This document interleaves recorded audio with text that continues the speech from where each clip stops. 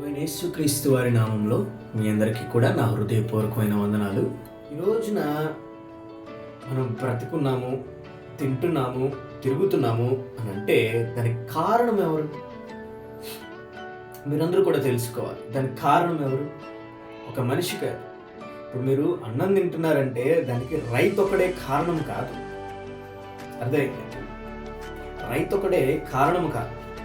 రైతుకు ఆ జ్ఞానాన్ని, పనిచేసే వివేకాన్ని దయచేసినటువంటి తండ్రి మన ప్రభువైన యేసుక్రీస్తు వారు. ఆయనే ముఖ్యమైన కారణం. మనం తిండికే మనం ఆలోచిస్తున్నాం. వేలతో, అందచందాలతో, కామముతోనూ, క్రోధముతోనూ, మదముతోనూ, మాత్సల్యముతోనూ ఇలా ఎన్నో విధాలైనటువంటి కొన్ని పనుల వల్ల మనం జీవిస్తూ ఉన్నాం.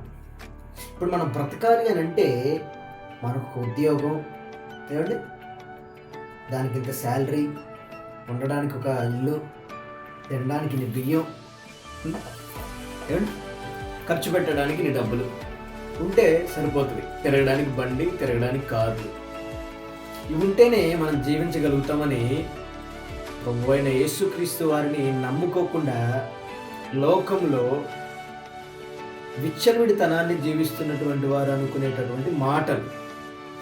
ప్రభువైన యేసుక్రీస్తు వారిని నమ్ముకుంటే ఎప్పుడు కూడా ఇలాంటి మాటలు రావు. దేవుడు రానివాడు. అదంతా కూడా మీకు తెలుసు. ప్రభువైన యేసుక్రీస్తు వారిని నమ్ముకుంటే మన హృదయంలో ఎంత ఆనందకరంగా ఉంటుందో మీకు తెలుసు. ఏమండి, ఆయన కోసం సమయాన్ని వెచ్చిస్తూ, ఆయన కోసం డబ్బును ఖర్చు పెడుతూ, ఇలా ఎన్నో విధాలుగా దేవుని సేవలో మనం వాడబడతా ఉంటే మన హృదయంలో ఏదో తెలియని ఆనందం. ఏమండి, దేవుడు ఎంత కష్టపడ్డాడని మన కోసం, మన పాపం నుంచి బయటపడడానికి ఆయన ఎంత బాధను అనుభవించారండి. మనం ఇక్కడ జాబ్ చేస్తూ, లేకపోతే ఏదన్నా పని చేస్తూ శ్రమపడిపోతూ ఉంటాం, అలసిపోతూ ఉంటాం. సాయంత్రానికి వచ్చి తిండి వండుకుని తిని పడుకోవడమే మన కష్టంగా మారుతూ ఉంటుంది. అవునండి, మనం ఆ బాధనే తట్టుకోలేం, ఓర్చుకోలేం. కానీ మన కోసం ఆయన ఎన్ని కొరడా దెబ్బలు తిన్నాడు, ఎన్ని విధాలైనటువంటి బాధలను పడ్డారండి. అయినప్పటికీ కూడా ఆయన ఓర్పును పోగొట్టుకొనుక, ఓర్పుతో, సహనముతో ఆయన సిలువ దాకా వెళ్ళి సిలువ ఎక్కి ఆయన రక్తపు బొట్టును నేల మట్టుకు అంటించి ఆ తర్వాత కదండి ఆయన చనిపోయింది. నీకోసం నా కోసమే కదా ఆయన ఈ భూలోకానికి వచ్చింది. నీకోసం నా కోసమే కదా ఆయన రక్తాన్ని కార్చింది. నీ పాపము నా పాపము కడగబడాలనే కదా ఆయన అంతా శ్రమపడింది. మరలా పాపంలోనికి ఎందుకు వెళ్ళాలని నువ్వు అనుకుంటున్నావు? ఏమండి, నేనేం పెద్ద ఇదేం కాదండి, నేను ఎన్నో పాపాలు చేశాను, అన్నీ చేసి ఇక్కడ దాకా వచ్చాను. అదేందా, మీరేదో పాపులని, నేనేదో పరిశుద్ధుని నేను చెప్పట్లేదండి. నేను కూడా ఎన్నో పాపాలు చేశాను. మీకు అర్థమైందా? నేను కూడా ఎన్నో పాపాలు చేశాను. ఈ రోజున ఎన్ని పాపాలు చేసినా కూడా, నీచుడిగా బ్రతికినా కూడా, ఏమండి మన పైన ఉన్నారు చూసారా అసలైన వాడు. ఇక్కడ అంతా మనం తాత్కాలికమైన వాళ్ళమే, స్థిరమైన వాళ్ళు ఎవరు లేరండి. మీరు నమ్ముతారా? స్థిరంగా ఉండేవాళ్ళు ఎవరైనా ఉన్నారని? ఇక్కడ స్థిరంగా ఎవరు లేరండి, ఉండరు కూడా. ఎందుకని అడుగుతారేమో. దేవుడు మనలను మట్టిలో నుంచే, అంటే మన్నులో నుంచే తయారు చేశాడు. దేవుడు వాక్యం ఎలా ఉంటుందంటే, నీవు మన్నులో నుంచి తీయబడ్డావు గనక మరలా తిరిగి మన్నైపోదువు అని ఉంటుంది. అంతే కదండి, ఎవరో అయినా. అవును, నువ్వు మట్టిలో నుంచి పుట్టావు, మరలా తిరిగి మట్టిలో నీకసారి వెళ్ళాల్సిందే. అవును, ఇక్కడ మనం ఎంత కష్టపడినా, ఎన్ని ఇబ్బందులు పడినా, ఎన్ని సుఖాలు పడినా, ఎంత డబ్బు సంపాదించుకుని ఏం లాభం చెప్పండి? నిద్ర ఉంటుందా మీకు? కాదండి, ఎంత డబ్బు సంపాదించుకున్నంత మాత్రాన మీకు నిద్ర ఉంటుందా? డబ్బు లేనివాడు జీవితం ప్రశాంతంగా ఉండని అడిగితే అవునంటారా కాదంటారా?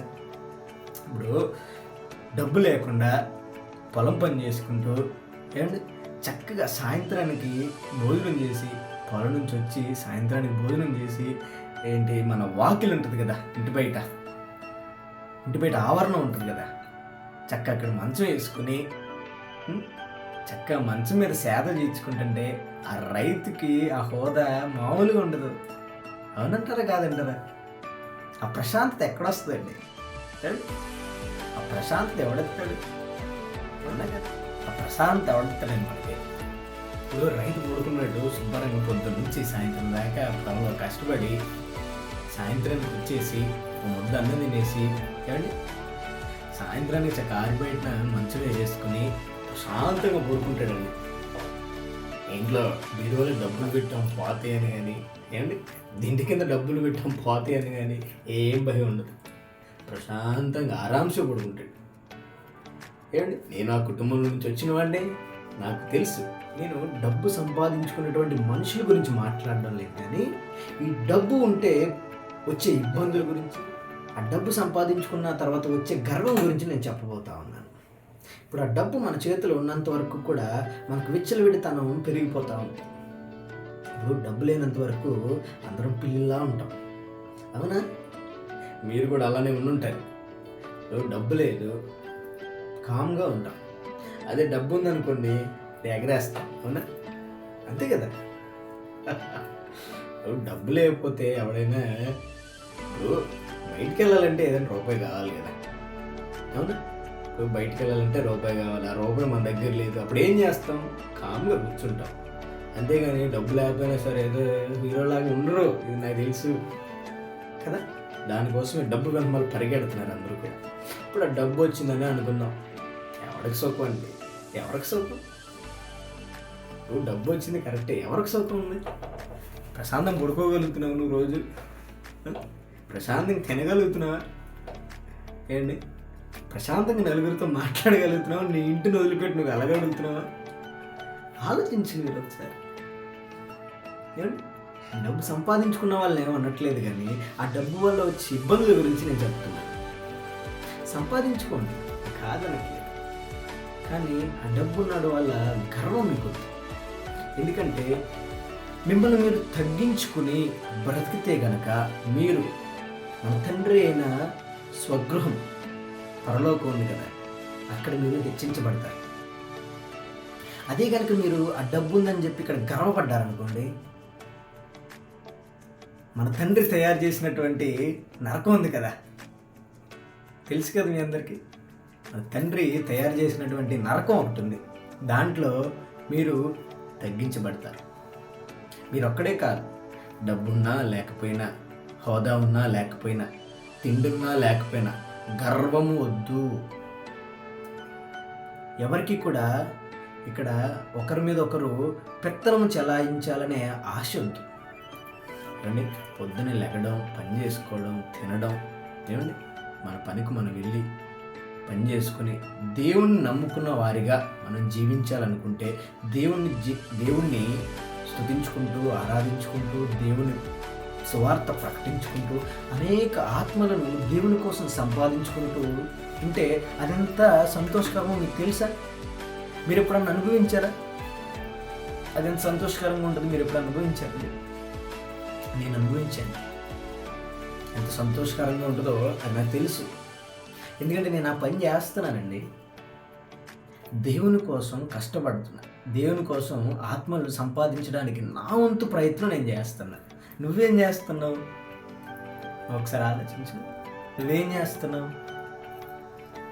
తింటున్నావు, పడుకుంటున్నావు, డబ్బు విచ్చలవిడితనంగా ఖర్చు పెడుతున్నావు, అమ్మాయిలకు తిరుగుతున్నావు, సిగరెట్లు, మందులు, ఇతర వాటిలన్నింటిలో పాల్గొంటున్నావు.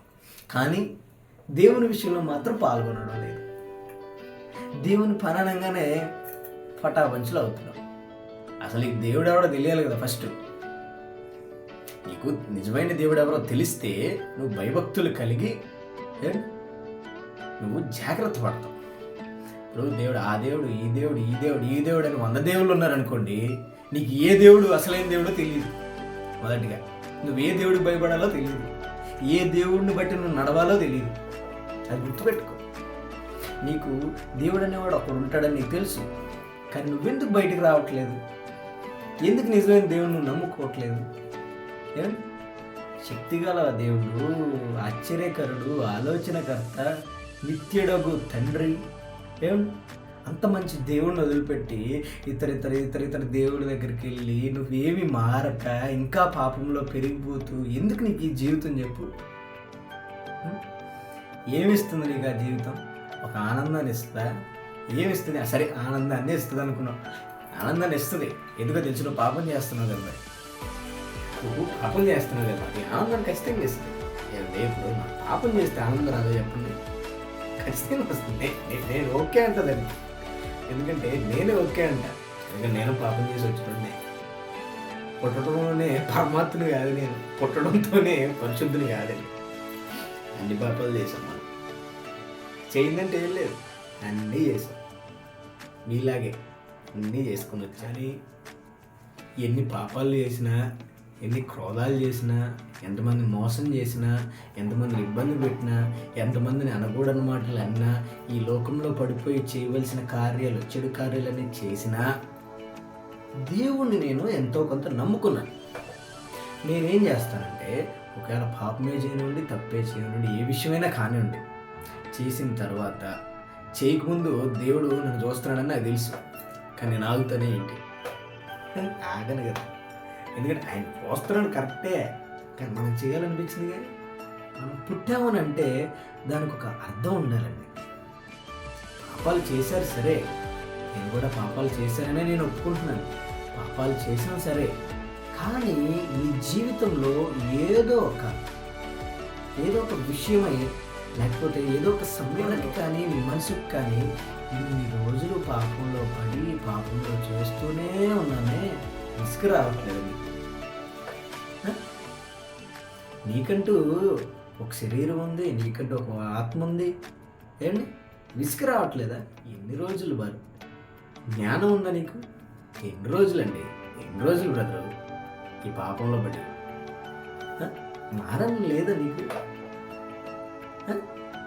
పుట్టిన కాడి నుంచి సచ్చే వరకు ఆ పాపంలోనే పడి, ఆ పాపంలోనే తాగడోడు దొలుతారు చూసారా రోడ్ల మీద, ఫుల్ తాగేస్తాడు వాడు. శుభ్రంగా ఆ కాళ్ళ మీద ఉంటుంది, ఆ కాళ్ళలో శుభ్రంగా పడుకుంటాడు, అంతేనా? కాళ్ళలో శుభ్రంగా దొలుతాడు. అంతేనా జీవితం? పుట్టిన కాడి నుంచి చచ్చిపోయేదాకా తాగడం, తిరగడం, సిగరెట్లు తాగడం, అమ్మాయిలు వెనక తిరగడం, ఏమండి చెడు మార్గంలో పోవటం, చెడు చూపులు, చెడు మాటలు, చెడు ఆలోచనలు, తలంపులు అన్నీ చెడు అయితే మరి మంచి ఎక్కడుంది బ్రదర్ నీ దగ్గర? నీకేనా సోదరి మంచి ఎక్కడుంది? ఆలోచించుకోమ్మా, మారదాం కొంచెం. ఇప్పుడు సరే చేసాం, తప్పులు చేయకుండా ఎవరు ఉండవమ్మా, తప్పులు చేసాం చాలిక సరిపోతాయి. మీకు ఆనందాన్ని ఇచ్చే ఉంటాయి, తప్పులు మీకు ఆనందాన్ని ఇచ్చే ఉంటాయి, కానీ సరిపోతాయి. ఎందుకంటే చేయాల్సిందంటూ ఏం లేదు, చేసేసాం. ఎందుకంటే చేయాల్సింది ఏమీ ఉండదు. అర్థమైందా? చాలిక ఆపుదాం, ఆపి దాని నుంచి మనం విముక్తి పొందుదాం. దాన్ని విముక్తి పరిచేవాడు ఒకడు ఉన్నాడు, అది మీకు తెలుసా? నువ్వు పాపంలో నుంచి విడిపించి ఆ పాపములన్నీ కూడా క్షమించేవాడు ఒకడు ఉన్నాడు, ఆ ప్రభువైన యేసుక్రీస్తు. ఆ ప్రభువైన యేసుక్రీస్తు వారు ఉన్నారు ఈ పాపాలు కడగడానికి, ఈ పాపాలన్నీ కూడా మర్చిపోవడానికి, ఈ పాపాలన్నీ కూడా క్షమించడానికి. నా దేవుడు ఉన్నాడు, నా తండ్రి ఉన్నాడు. తెలుసుకో. తెలుసుకోలేదనుకో, ఇప్పుడు నువ్వు చెడు మార్గానే పోతున్నావు అనుకో, నేను చెడు మార్గానే పోతున్నా, అర్థమైందా? సరే, నేను ఎవరో చెప్పిన మాట విని, లేకపోతే దేవుడు నన్ను దర్శించడం వల్ల, దేవుడు నన్ను మాట్లాడటం వల్ల నాతో నేను ఏదో విధంగా నీలాగే నేను పోతున్నామని ఏదో విధంగా దేవుడు నన్ను పట్టుకుని మార్చాడు. నేను కూడా నీలాంటి బాకానీలో వచ్చినవాడినే కదా. ఇప్పుడు నువ్వు పోతున్న దారిలోనే కదా నేను పోయేది. అంతకుముందు ఇది లేనప్పుడు ఈ యొక్క మన యేసు ప్రభు గారిని నమ్ముకున్న తర్వాత వచ్చిన భయమే కానివ్వండి, శాంతే కానివ్వండి, ప్రేమే కానివ్వండి, డబ్బే కానివ్వండి, ఇతర అటువంటి ఆనందమే కానివ్వండి, ఏదైనా యేసు ప్రభు గారిని నమ్మక దానికంటే ముందు నీలాగే కదా నేను కూడా పోయింది, చెడు మార్గం పోయాను కదా నీలాగే. నేను నమ్ముకున్నాక లేదు మన ఆయన నమ్ముకున్నాక నీకన్నీ కాళ్ళ దగ్గరికి వస్తుంటే ఇంకెక్కడికి వెళ్ళలేదు. అంటే డబ్బు రావట్లేదు అనుకుంటున్నా, అంతేనా? డబ్బు రాకపోతే రాకపోని, డబ్బు రాకపోతే రాకపోని సార్. డబ్బు ఎవరికి కావాలి? తిండి కూడా, తిండి ఎవరికి కావాలి? తిండి ఎవరికి కావాలి అంటే తిండి తినకపోతే చచ్చిపోతాను అంటారు, అంతేనా మహా అయితే? దేవుని వాక్యమే మనకు ఆహారమై ఉంది, అది గుర్తుపెట్టుకోండి.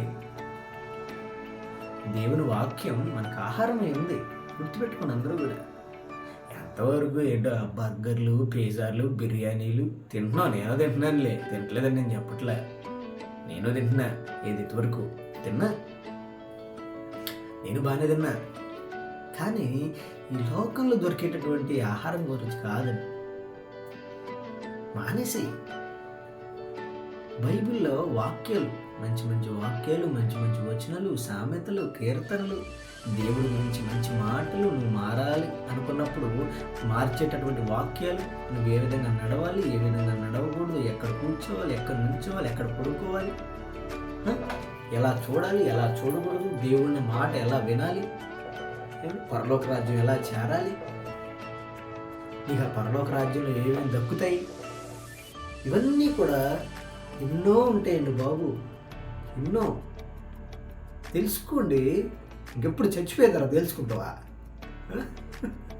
కానీ మాటలని చచ్చిపోయిన తర్వాత తెలుసుకుంటారు, తెలుసుకోలేవు కదా. బ్రతుకున్నప్పుడు తెలుసుకో బ్రదరు, బ్రతుకున్నప్పుడు తెలుసుకున్నా మాట రెండే బ్రదర్.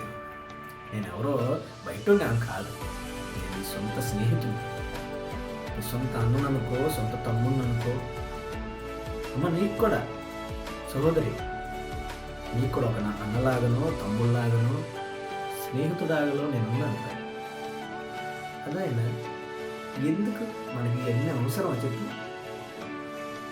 అవసరం లేదు కాబట్టి కదా, ఎందుకు? ఇప్పుడు చేయడానికి చేసావులే, వదిలేసి మంచి మార్గంలోకి రా. నేను వచ్చాను, నువ్వు కూడా తెలుసుకుని రా. త్వరలో అందరం కలిసి ఆరాధిద్దాం, దేవుణ్ణి స్తుతిద్దాం.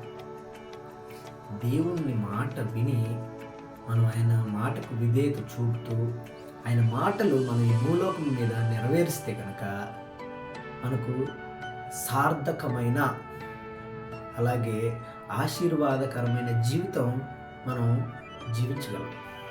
ప్రతి ఒక్కరు కూడా తెలుసుకోండి, ఆ మాట వినండి. ఈ లోకంలో అమ్మాయిలు కనుక అర్థమైందా, సిగరెట్లు తాగడం, మందు తాగడం, వ్యభిచారించడం, హత్యలు చేయడం ఇవన్నీ వద్దు. ఇప్పుడు అది తప్పని మనకు తెలుసు, తప్పని తెలుసు కంటే ఈ పోలీసులు, లాయర్లు, ఇతర వాళ్ళు ఉన్నారు. అవునా? వాళ్ళు ఎందుకు నియమించుకున్నారు? ప్రభుత్వం వాళ్ళని తప్పులు జరిగితే ఆ తప్పులకి వీళ్ళు శిక్షించాలి అనే కదా. ఇప్పుడు ఇది తప్పని నీకు తెలిసినప్పుడు ఎందుకు చేయడం చెప్పు? ఎందుకు నలుగురితో మాట్లాడబడి వాళ్ళతో, పోలీసులతో చీతు అనిపించుకుని, జనాలతో చీతు అనిపించుకుని నీ తల్లిదండ్రుల్ని బాధ పెట్టడం నేను చెప్పు? వద్దు, సరేనా? మారు, దేవుడిలోకి రా, దేవుడే చూసుకుంటాడు. నువ్వేం భయపడదు. నువ్వు గనక మారు మనసు పొంది రక్షణ పొందడానికి గనక సిద్ధమైతే దేవుడు నిన్ను ఖచ్చితంగా పట్టుకుంటాడు. ముందు నువ్వు ప్రయత్నించు. ఏది? రోజు కొంచెం నీకున్న అలవాట్లు కానీ, నీకున్న చెడు క్రియలే కానీ రోజు కొంచెంగా, ఒకేసారి మారొద్దు. అర్థమైందా? మారలేవు, నాకు తెలుసు. సరే మారలేవు, ఒకరోజు మారలేవు కదా, అవునా?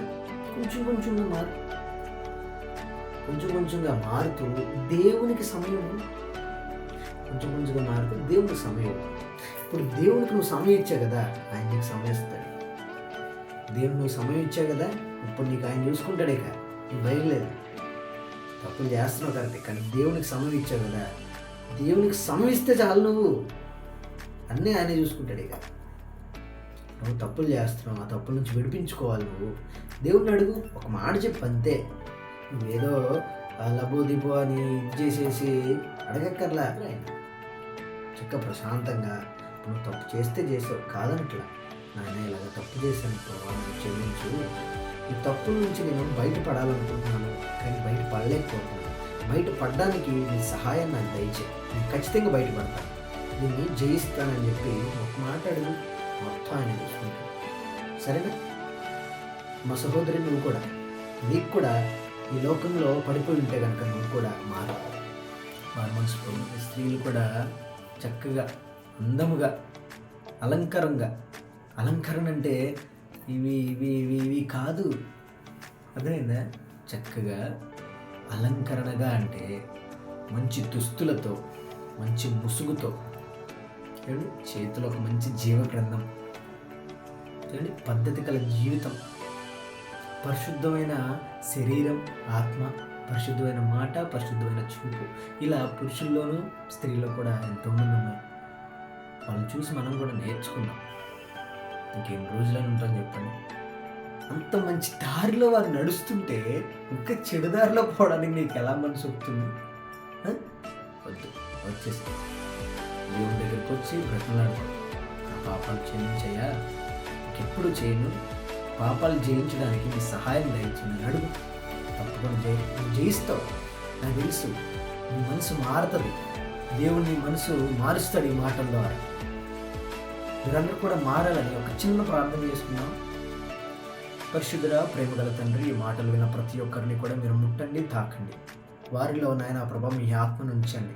వారు నాయన ఎటువంటి క్రియల ద్వారా, ఎటువంటి పనుల ద్వారా నాయన వారు ఇబ్బంది పడుతున్నారో, చెడు నుంచి ఇబ్బంది పడుతున్నారో, ఆ చెడు వారికి తొలగిపోలాగిన సహాయం దయచేయండి. వారు దాన్ని జయించలాగిన సహాయం దయచేయండి. అందరినీ కూడా పట్టుకుని నడిపించాలని నేను కోరుకుంటా ఉన్నాను. ప్రతి ఒక్కరిని కూడా మీ వైపు తిప్పుకోమని ఆశపడతా ఉన్నాను. మీరు ప్రతి ఒక్కరిని కూడా విడిచిపెట్టకుండా మీ కౌగిట్లో దాచుకోండి. మీ ప్రేమను, మీ దయను వారికి చూపండి. వారు అది పొందుకోలాగున సహాయం దయచేయండి. వారి మనసును, రక్షణ భాగ్యాన్ని వారిలో ప్రేరేపించండి. సహాయం చేసి మాటలు విన్న వారందరూ మారును గాక. ఈ చిన్న ప్రార్థన దేవుడు దీవించును గాక. నా హృదయపూర్వకమైన వందనాలు.